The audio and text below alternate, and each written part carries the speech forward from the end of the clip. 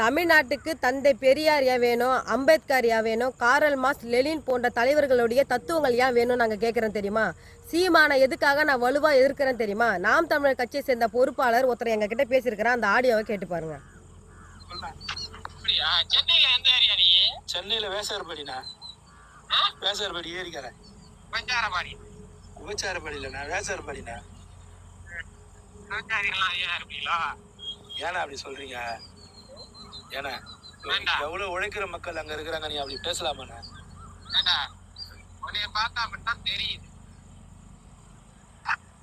யாருண்ணா வந்தேரி?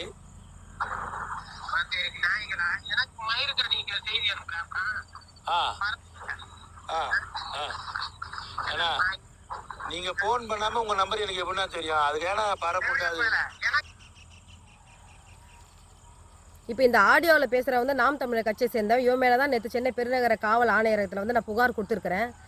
சீமானை எதுக்காக நாங்கள் வலுவாக இருக்கிறோன்னா, இது போல் நபர் வந்து சாதிய வன்மத்தோடு பேச தத்துவங்கள் சீமான் பின்னாடி இருக்கிறதுனால தான் நான் வலிமையாக நான் வந்து தொடர்ந்து சீமானை எதிர்த்துட்டு இருக்கிறேன்.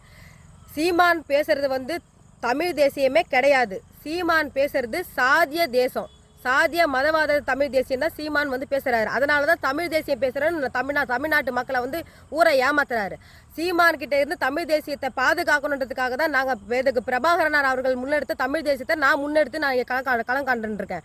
இவன் பேசின சம்பந்தம் இவன் வந்து சாதிய வன்மத்தோட எந்த அளவுக்கு தாழ்த்தப்பட்ட மக்கள், ஏன் தாழ்த்தப்பட்ட மக்கள் அடர்த்தியாக வாழ்கின்ற வியாசார்பாடியில் இருக்கவங்க விபச்சாரிகள் என்று எவ்வளோ கொச்சை இழிவுபடுத்தி பேசியிருக்கிறான். இவன் மேலே தான் வந்து சென்னை பெருநகர காவல் ஆணையர் அவர்கிட்ட இருந்து புகார் கொடுத்தோம்.